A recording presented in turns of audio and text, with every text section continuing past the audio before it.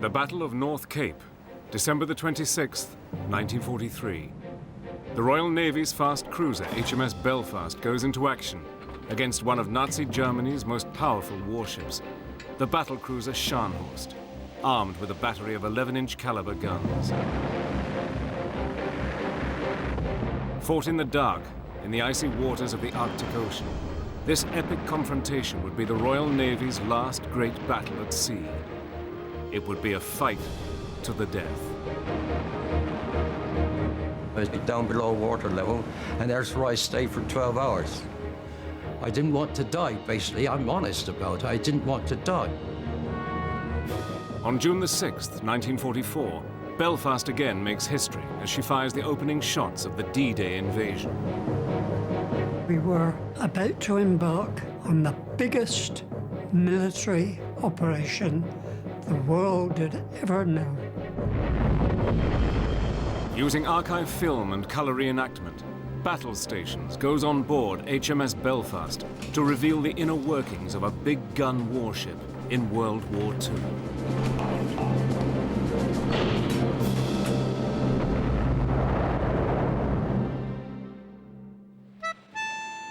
For centuries, victory in a sea battle depended on a combination of big guns and heavy armour. In the days of sail, warships would pound each other to pieces at very close range with a steady barrage of cannon fire. Their massive wooden hulls were strong, but timber was no match for iron cannonballs. In the 20th century, everything changed. Wood and sailcloth were replaced by steel and steam. Cannonballs by armor-piercing shells, fired from huge guns mounted in rotating turrets, giving a wide arc of destructive firepower at very long range.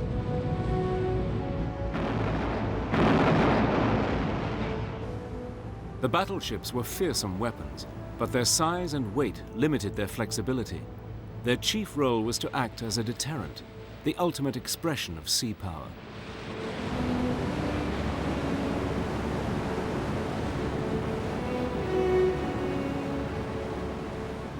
To protect Britain's vast empire, the Royal Navy relied on a large fleet of fast cruisers.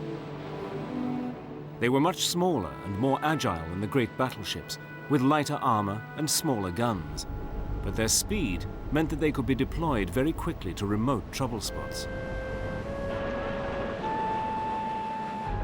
But by the mid-1930s, tensions were growing closer to home in Europe as Nazi Germany began to rearm.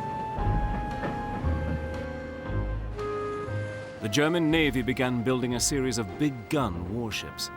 Many of their names would go down in history: the Bismarck, the Tirpitz, and the Scharnhorst. Great Britain responded with its own shipbuilding program.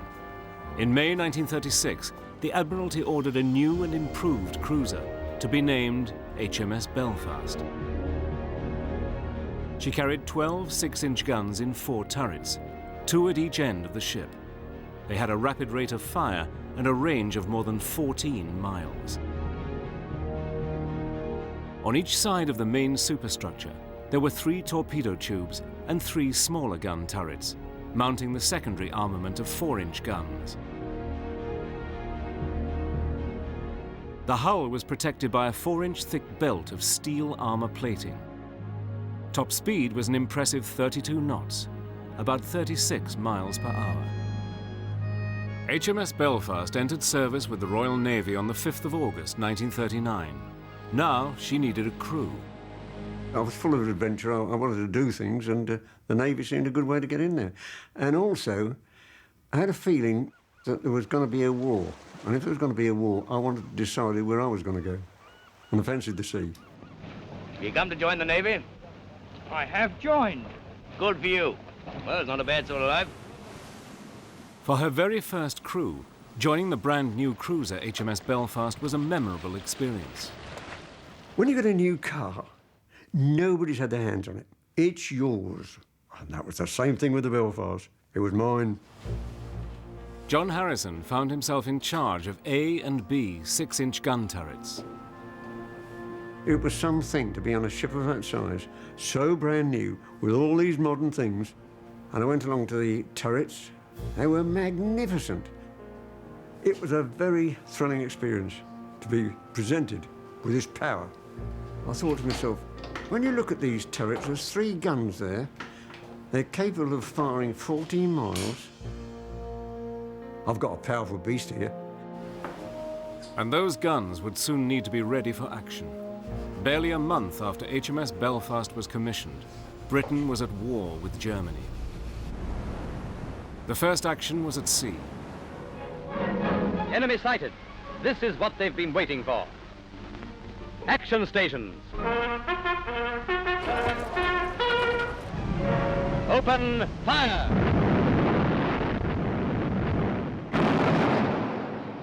HMS Belfast immediately joined the home fleet and began patrolling British waters in search of German ships.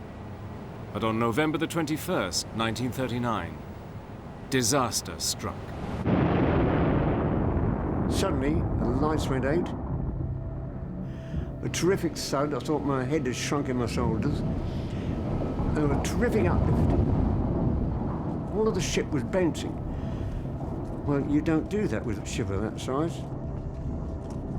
And everything went dead quiet. And the QO said, "Christ, Chief, what was that?" Belfast had become the first victim of a new German secret weapon, the magnetic mine.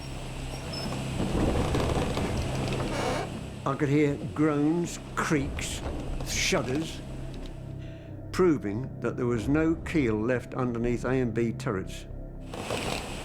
HMS Belfast was so badly damaged that the Navy even considered scrapping the brand new ship rather than attempting to repair her. It was finally decided that the cruiser should be saved, but major repairs would keep her out of the war for over 3 years.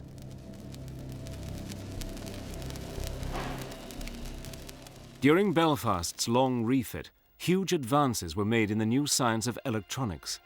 A crucial new weapon was radar. It transmitted a powerful radio beam which bounced off the target and back to a receiving aerial. The echo appeared on a screen, indicating the target's position and range. This electronic eye revolutionized warfare. Belfast was fitted with the latest radar equipment, linked to a highly sophisticated fire control system for the guns.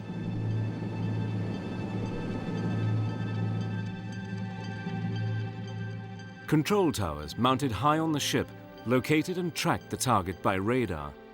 The information was fed to the transmitting station, 7 decks below, protected deep inside the armored hull.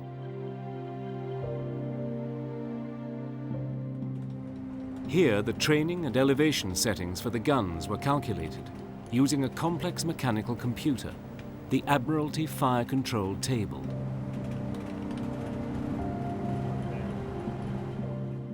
When the calculations were complete, they were relayed electrically to the guns. When all was ready, the guns were fired remotely from the control towers.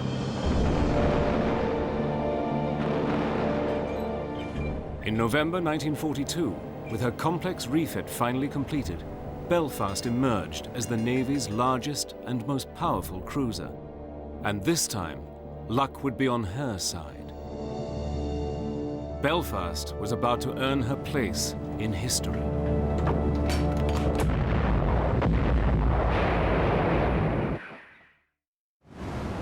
What a gigantic job confronts the Royal Navy.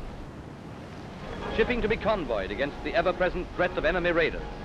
Raiders themselves to be tracked down in vast expanses of trackless ocean, which presents the old problem of the needle in the haystack.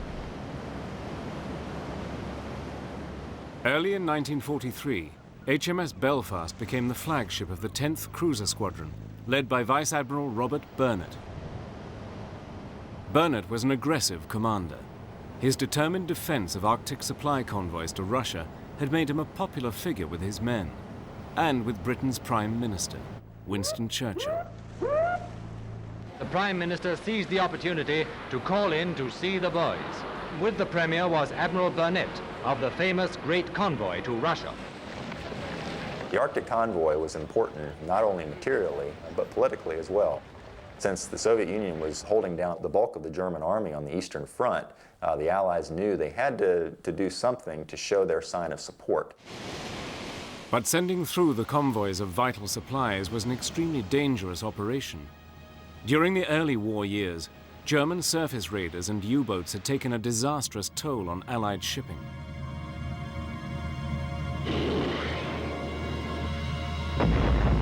On one Russian convoy, 2 out of every 3 ships were sunk. Many were lost with all hands. Yet in spite of all the hardships, sailing this cold and unforgiving ocean could be an inspiring experience. Was packed into a space only 613 by 69 feet. Only the senior officers had the luxury of a cabin. The rest ate, worked, and slept in the same space, known as the mess deck. You're all in the same boat, more or less, and you stuck together, and if you went ashore, you stuck together, and it was one for one and one for all. You don't exactly like everybody, but you put up with everybody. You've got to. They're dependent on you, you're dependent on them. Boy, you better be friendly if anything happens.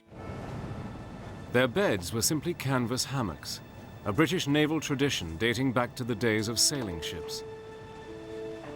The awkward process of getting into a hammock was the first skill every British sailor had to master.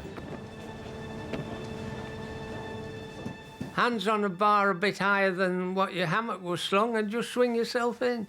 You had to stay across both ends to keep the hammock from folding up. Once you get into it, you get the roll of the ship and it swings you off to sleep, and it's such a comfortable sleep too.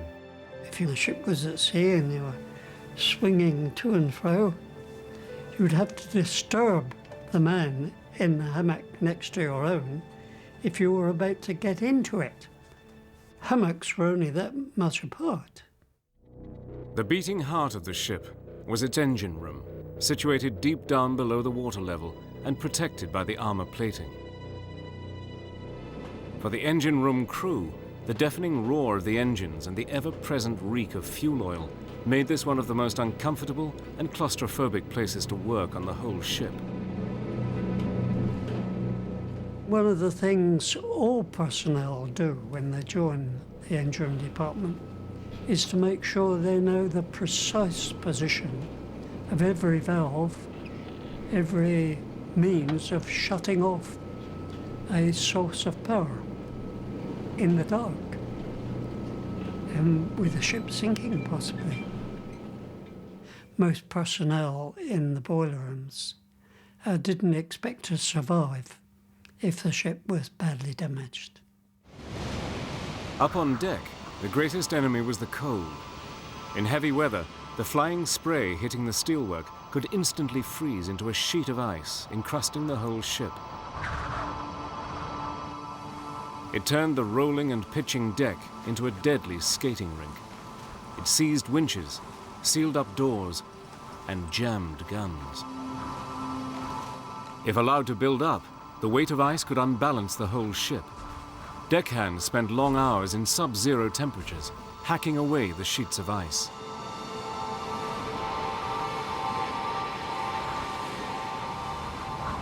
It was awful. That was the worst thing imaginable. You can't really describe this excessive cold. If you hadn't worn gloves, if you touched anything metal, you lost your finger ends, your fingertips. Absolutely dreadful. There's no other word for it.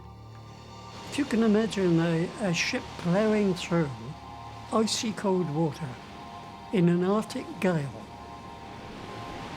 in the half-light that existed for quite a bit of the day, with the knowledge that if you fell over the side, you'd had it. There was absolutely no hope whatsoever of rescue. The Arctic convoys were the worst possible conditions.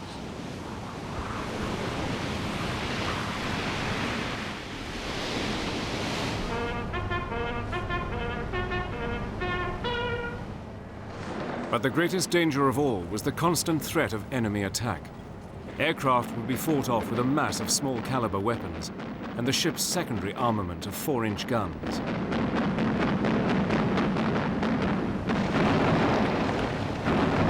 The shell just reached a certain point on the barrel and up would come the breech real quick. And you had to double your fist up and push it home because you'd have lost your finger ends if you pushed it flat. It made a hell of a crack, those guns. It deafened me. There was no thought of getting rid of the old shells after the gun had discharged 2 big brass shells. You were rolling all over the floor and treading on them and falling and... oh dear. A hostile ship would be engaged by Belfast's main armament. Packed inside each heavily armoured turret, a crew of 26 men manned the 3 6-inch calibre guns.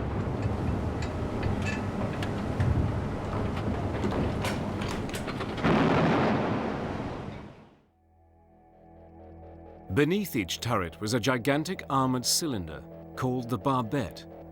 It supported the 175-ton revolving structure and protected the system of hoists which fed ammunition to the guns.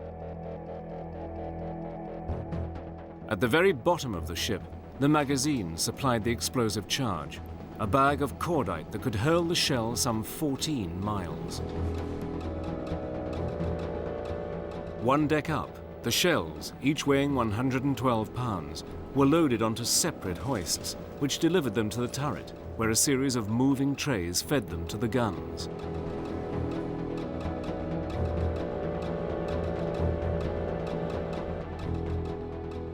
The 7-man gun crews practiced the routine of loading and firing again and again, until each man could do it in his sleep. Each crew member had a single task to perform, but all had to dovetail together at exactly the right moment.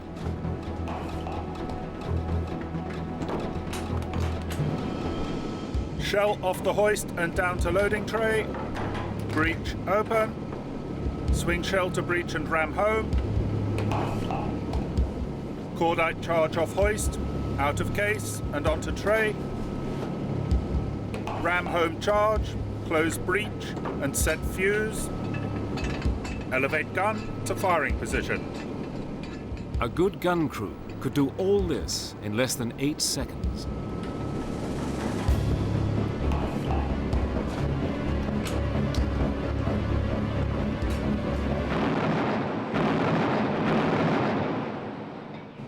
The gun crews, of course, were trained to perfection. The rate of fire was quite intense. Now you can imagine the pandemonium in there. Organised chaos sums it up. But they all knew exactly what they've got to do, where they've got to be, and how they've got to do it.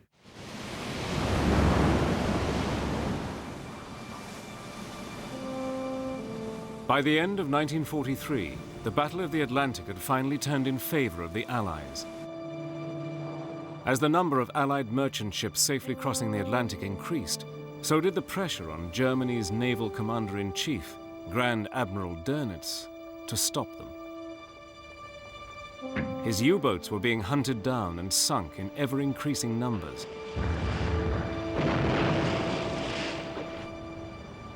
But he still had one lethal weapon in his arsenal, which the Allies had learned to fear: the battle cruiser Scharnhorst.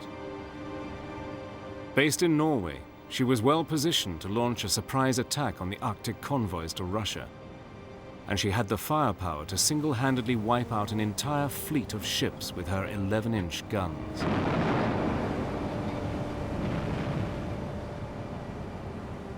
The Royal Navy knew she had to be destroyed, but any attack would need careful planning and a sufficiently attractive bait to lure her out of safe waters. In December 1943, as a fully loaded Allied convoy of merchant ships set sail from Scotland and headed for Russia, another was returning empty. The two convoys would pass each other in the Barents Sea, between Bear Island and Norway's North Cape. Admiral Dönitz was tracking their progress and decided to attack. His weapon would be the Scharnhorst. On the evening of Christmas Day 1943, she set sail, but British intelligence had decoded the German signals ordering her to sea. It was the break they had been waiting for. The Royal Navy began to prepare a massive counterattack. the Scharnhorst was about to sail into a trap. These are the ships taking from Britain the results of 1 million hours of labor in her great factories. It was sent to aid the Red Army, and it was sailed by the stoutest-hearted merchant seamen in the world. Every Allied supply ship that reached Russia helped to drive back the German armies in the east.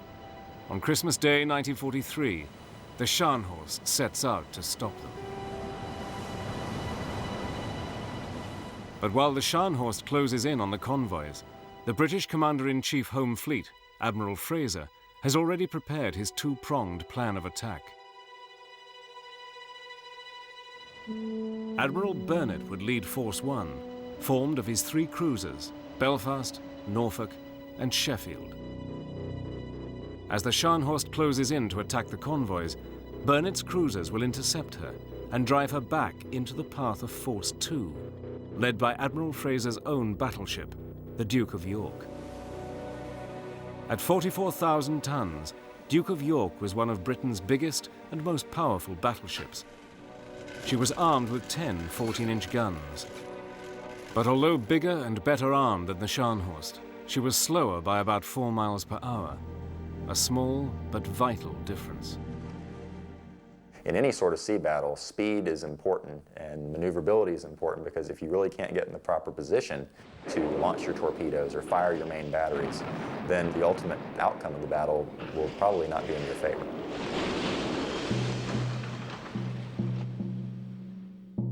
As he headed out into the open sea, the Scharnhorst's commander, Admiral Bay, had no idea that the British had decoded his signals, or that news of Scharnhorst's departure had been relayed to Admiral Burnett on HMS Belfast.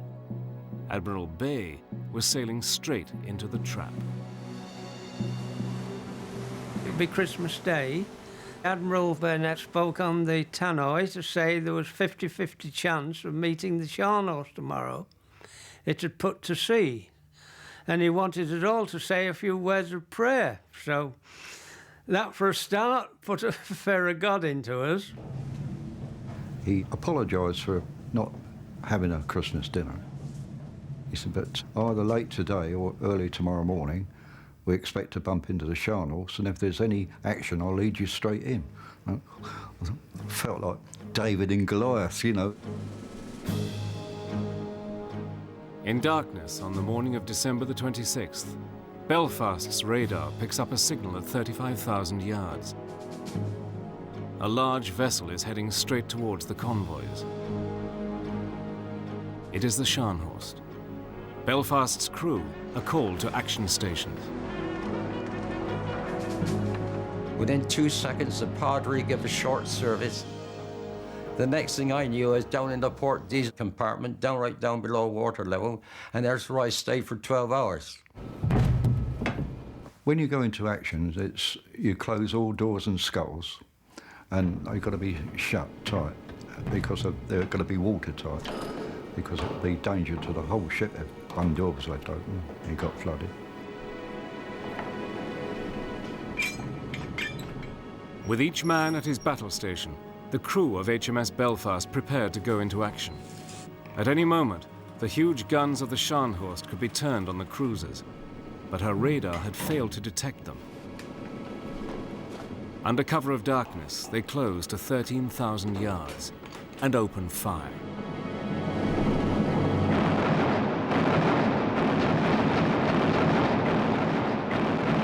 On board the Scharnhorst, Admiral Bay is caught completely off guard. His ship is rocked by an explosion as one of Norfolk's shells knocks out her forward radar. The Scharnhorst turns away at full speed and vanishes into the darkness. On Belfast, the radar plotters soon lose contact. It looks as if the carefully laid plans might fail after all, but Admiral Burnett is convinced that the Scharnhorst will return for another attempt at attacking the eastbound convoy.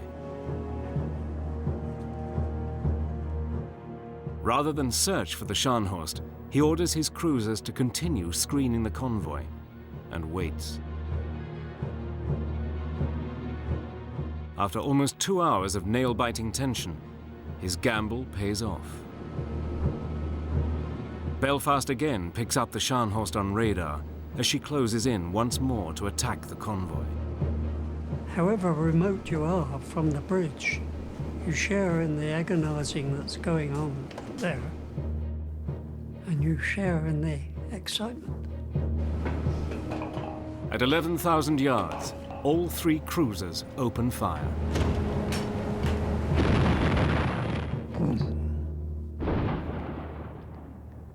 Good, they've started. But this time, the Scharnhorst did not turn and run. For 20 minutes, the battle raged. For the sailors stationed deep down below the waterline, the tension was almost unbearable. As the sounds of battle reverberated through the ship, they knew that if she went down, their fate would be sealed.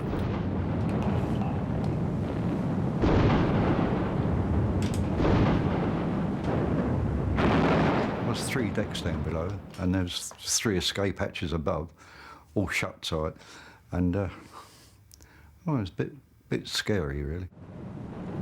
When these armour-piercing shells came over, which were 11-inch, you could hear them hit the water and go ping right along the keel, you know. Any minute now.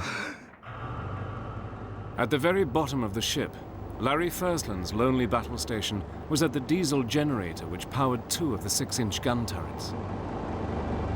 The most worrying thing to me was I was isolated for 12 hours. I was down there on my own. I didn't want to die, basically. I'm honest about it. I didn't want to die. Suddenly, the engine's cooling pump failed, and it began rapidly overheating. At any second, it too would fail, knocking the turrets out of action. Luckily, there was a fire main with a fire hose all rolled up. So I eventually undone that. Just long enough it was. I got that hose, light out, come down the hatch, down on the deck, and up, and I put it on the bypass. Using a fire hose, Larry fed cooling water to the engine. At last, the temperature began to drop. And I gradually opened up on the valves until I got the temperature down, and I run like that for 12 hours. If that diesel generator had gone off the board, it'd have been 1 or 2 triple turrets out of action. Larry's quick thinking kept the turrets working and would later earn him a medal, one of many awarded that day. During the 20-minute battle, Belfast's gunners loaded and fired hundreds of 6-inch shells. The Scharnhorst continued to return fire, and Norfolk was badly damaged, losing a gun turret and 9 men killed.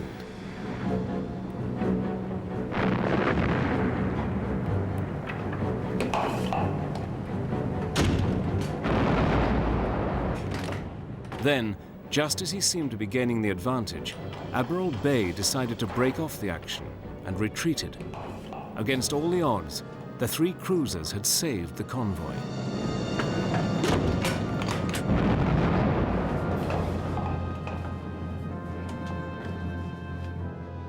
As Admiral Bay set off at full speed for the safety of his base in Norway, with Admiral Burnett's cruisers in hot pursuit, he didn't know that the battleship Duke of York, with its 14-inch guns, now lay almost directly in his path. The trap was about to close.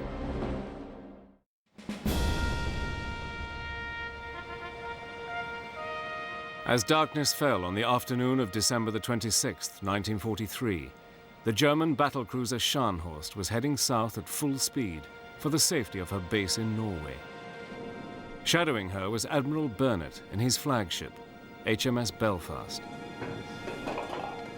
For Belfast's crew, it was a tense and nerve-wracking time. They all knew how slim their chances would be if the Scharnhorst decided to turn her massive guns against them. Late in the afternoon, the chase reached its climax, as Scharnhorst was intercepted by the British battleship Duke of York. At 4:40 p.m., at a range of 6 miles, she opened fire. Scharnhorst turned north, away from her attacker, but soon ran into fire from the cruisers Norfolk and Belfast. The Scharnhorst swung round again and headed east in a desperate attempt to escape the 2-pronged attack. the British onslaught continued. But the Scharnhorst was just too fast for her pursuers and soon began to pull away. Once again, she was slipping through the net.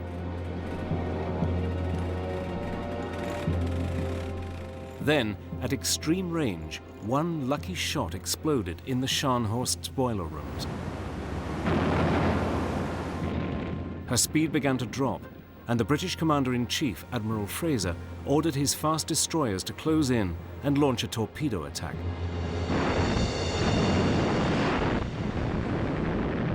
A series of devastating explosions rocked the Scharnhorst as the torpedoes found their target. Her progress slowed to a crawl. Now there would be no escape. The Scharnhorst's crew would have to stand and fight.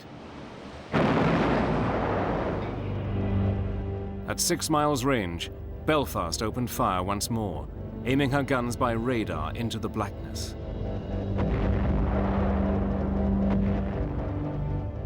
Within half an hour, the Scharnhorst had been pounded into a blazing inferno. From his battle station high up in the radar plot, George Burridge was one of the few members of Belfast's crew who actually witnessed the final moments of their enemy, the legendary Scharnhorst.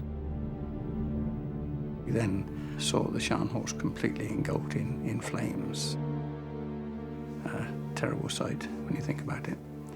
And, yeah, very memorable. I can see it now. It's a tremendous sight when you see a ship of that size with that number of people on go down. It's unbelievable, quite frankly.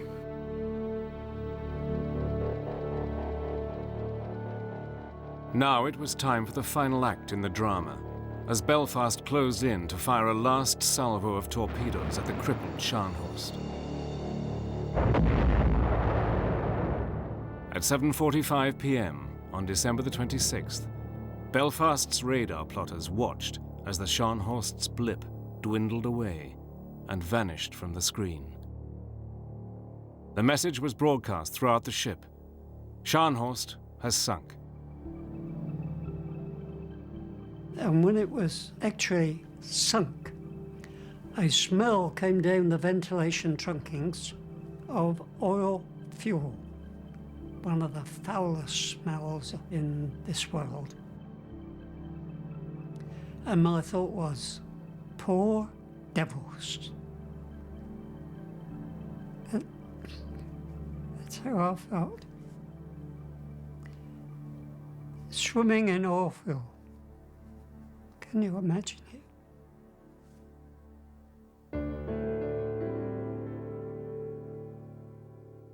Of her crew of almost 2,000 men, only 36 survivors were pulled from the freezing waters. I thought we should have picked more survivors up. I saw a signal in the signals office shortly afterwards, and it just said, take a small sample. Well, to me, that meant leave them. For Belfast's crew, victory was tempered by an understanding of what those final moments must have been like for the German sailors. He's only a sailor, just like you. So you don't feel any hatred. Well, at least I don't believe sailors do. They're seasick just the same. Of the Scharnhorst crew of officers and men, 36 were rescued. These are the only survivors. A bitter defeat and a superb victory for these men of the British Navy. It's a matter of survival.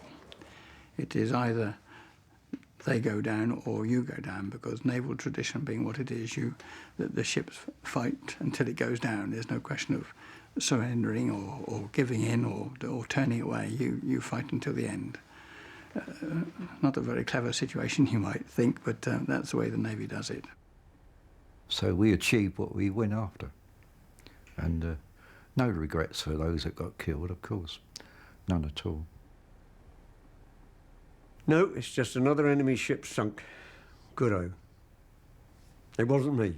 That's the theory. It was him. Heartless?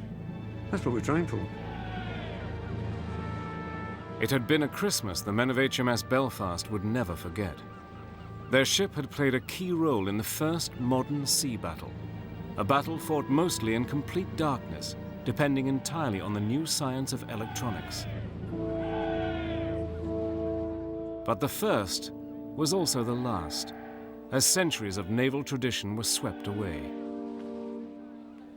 The Battle of North Cape represented really a changing of the guard as far as the Royal Navy was concerned. I mean, the Royal Navy had been built on the tradition of Nelson and Trafalgar and HMS Victory. It was the big gun battle, the gunnery duel, the broadsides against the enemy. Yet North Cape represented really a passing of those traditions. It was the last big gun engagement in which the Royal Navy was involved. Britannia ruled the waves once more. Germany had lost the war at sea. Now she had to be beaten on land. As the new year dawned, plans for the invasion of mainland Europe were already being finalized, and HMS Belfast would be at the very heart of the greatest military offensive in world history.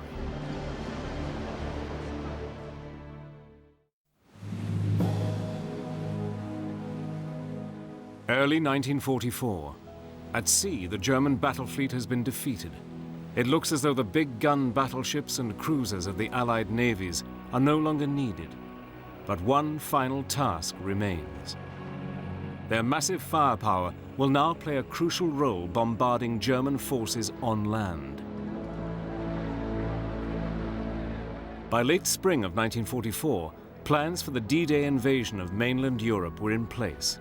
Warships like HMS Belfast would protect Allied troops during the critical early stages of the invasion. The first few hours of any invasion against a beachhead are pivotal, because if the enemy is able to bring reinforcements up, it can really turn back the assault troops or really throw them back into the sea. German troops that may have been able to influence the battle on the beaches were just prevented from getting there because of the big gun ships like Belfast. On the evening of June the 5th, 1944, a vast armada began crossing the English Channel to the Normandy coast. Among the leading ships was the cruiser HMS Belfast.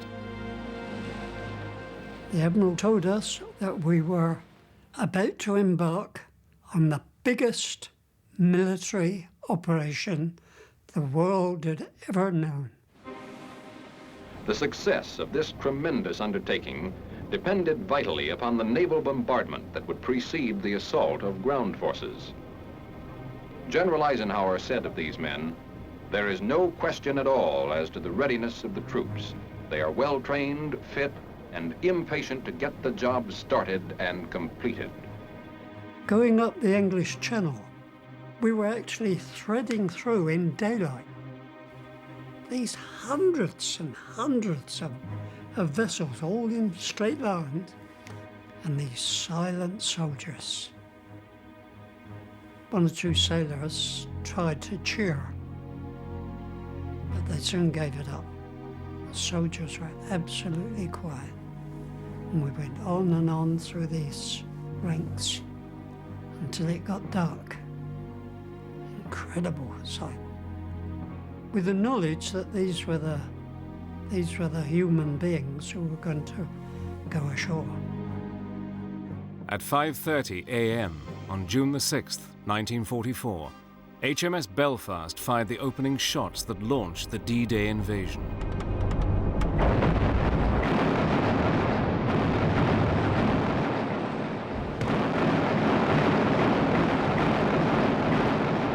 Shattering the dawn 90 minutes before H hour, the naval bombardment opened up.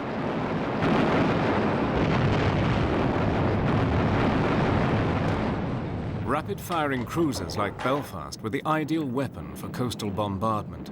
With her battery of 12 heavy guns and a range of roughly 14 miles, Belfast could saturate a target and inflict enormous damage within minutes. Each gun turret could fire more than a ton of shells every 60 seconds. A broadside of all 4 turrets pulverized the German positions with a ton of shells every 15 seconds.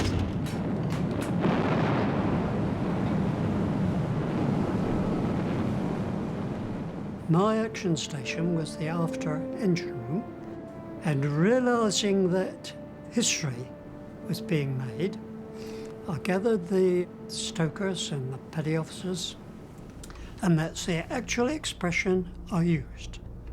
History is being made up there.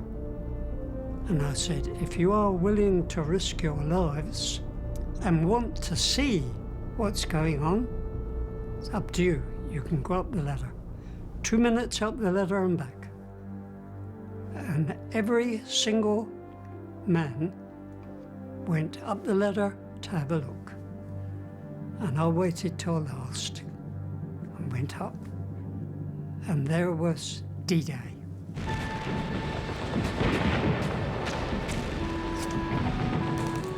Every picture I see reminds me of that 2 minutes, looking at these hundreds of vessels and the men jumping into waves 5 feet high, the bodies on the beach, the confusion on the beach. Yes, we saw D-Day.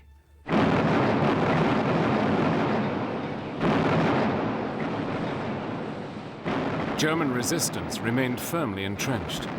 For more than a month, Belfast continued to pound the German lines, firing thousands of shells. At last, the Allies began the breakout to the east. Within 2 days, the Germans had retreated beyond the range of Belfast's guns, and on July the 8th, she fired her last shot.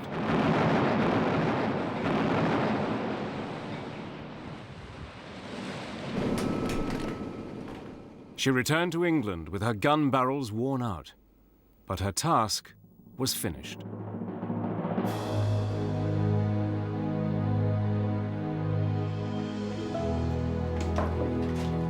After World War II, there would be no more epic battles at sea.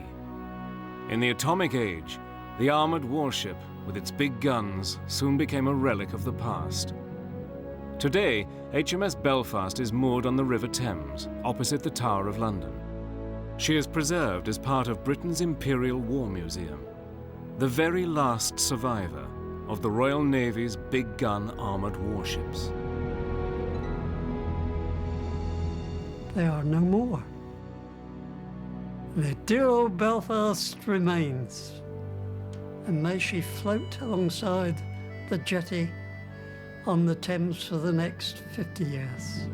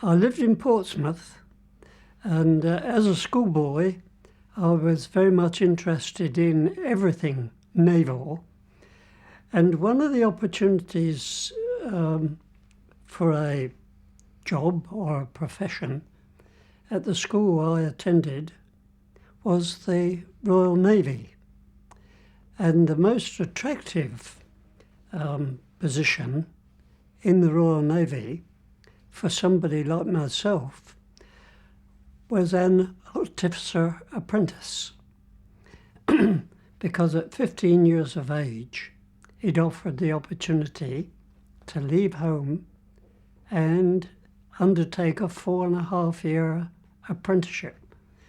So in brief, the Navy from the time I was 15, clothed me, fed me, educated me, taught me a trade, and led me through 4.5 years of really, really good sporting activity, because they had wonderful rugger teams and football teams. Well, the life in the establishment itself was very much like public school. We were part of the Navy, but different to anybody else in the Navy. In 4.5 years, you create rugger teams and football teams and cricket teams that can beat the best. And if you get 400 apprentices on the touchline of a rugger field, you know, all shouting in unison, and we had this peculiar war cry, somebody would shout out, you know, "What do you say then?" And 450 voices were all, "Hey, oh, Jubilee!" You know, and there was this public school spirit to it. That's right. At the beginning, I had only a department. The engineers divide the ship between them, and one has responsibility for the engine room, another the boiler rooms, another the auxiliary machinery. So when I first joined Belfast, I had the engine rooms as my responsibility. When I became the senior engineer, I became responsible for the entire ship, and that was a great honour. Now, when the Scharnhorst was sunk, which it was at 7:15 in the evening, we'd been at full speed all day. Okay, and when it was actually sunk, a smell came down the ventilation trunkings of oil fuel, one of the foulest smells in this world. And this strong smell of oil fuel came down, and my thought was, poor devils. That's how I felt. Swimming in oil fuel. Can you imagine it? Oh, absolutely dreadful. There's no other word for it. If you can imagine a ship ploughing through icy cold water in an Arctic gale, in the half-light that existed for quite a bit of the day, with the knowledge that if you fell over the side, you'd had it. There was absolutely no hope whatsoever of rescue. Yes, with the ship in the early stages covered in masses of ice, everybody wearing a maximum amount of clothing he could get on, you know, which in itself was a hazard. You can't swim in 3 overcoats or 2 pairs of socks. Yes, I would suggest the Arctic convoys were the worst possible conditions, because it combined foul weather with an awful sea and with all the dangers that came from being at sea in a war zone, subject to aircraft attack, submarine attack, Scharnhorst attack. There was only one good thing came out of the convoys, and that was written by Winston Churchill, who said in a letter to Stalin, "We had good luck come from the convoys because it brought the Scharnhorst out to sea, and we sank it." We passed 3 airmen in a life raft, 3 German airmen and we went past, they stood up and waved. And all one thought about was, poor devils, they're going to drown. But we couldn't stop because we might have been bait for a submarine. But you felt sympathy for them. Poor devils.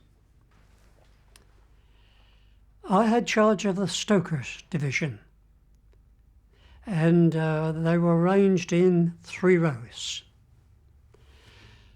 Prior to the inspection, we were told to choose a man in each rank who might be of interest to His Majesty. And if His Majesty paused, we were to indicate. So I chose from my division the stokers who had a decoration, you know, from some previous engagement. Now, these visits are timed to the second, and you get a timetable that says 10:13. His Majesty embarks. 10:17, His Majesty disembarks. And the commander goes ahead and indicates whether the king is ahead of his schedule or astern of it. So he indicates from afar, slow him down or speed him up.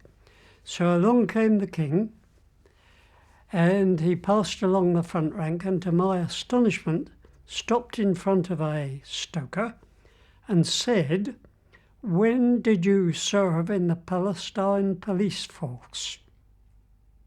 I hadn't a clue this stoker had been in the Palestine Police Force. But for this occasion he wore a medal, which the king recognised. The king passed to the second rank, and I had my man already in mind to say, this man was such and such. I wasn't required to do it. The king stopped in front of a stoker and said, "You're in the Royal Yacht." And the stoker said, "Yes, sir. I left it at such and such a date." The king passed on to the third rank, and I had in my third rank a West Indian Free French Force stoker. West Indian. The king stopped in front of him and addressed him in English. Now it was my duty to step forward and say, "He speaks only French, sir." So the king changed over to French and spoke several sentences to this West African, whose skin, very, very dark, glowed. And his eyeballs went absolutely bloodshot. And then the king passed on. And then, to everybody's astonishment, instead of replying to my farewell salute, he turned round, stopped, turned round and said, "How does he get on with the other stokers?" And I replied, "Very well indeed, sir. They look after him, they take him ashore. If he doesn't come up for his dinner at the proper time, they go and find him." "Oh, very good indeed," he said, and then went on his way. Imagine. This is the king showing an interest in a black man. Fantastic. The king knew all about D-Day, but he had spared time for a West African stoker. Marvellous. It happened, 60 years ago, and looking forward 60 years, I can't see it happening again. Where are the 15-inch guns to come from? I doubt if there are any, except in museums or some hidey-hole somewhere. Our ships have all been melted down of that size. Think. I served in Nelson, victorious. They are no more. They've been turned into spoons or forks or something. The dear old Belfast remains, and may she float alongside the jetty on the Thames for the next 50 years.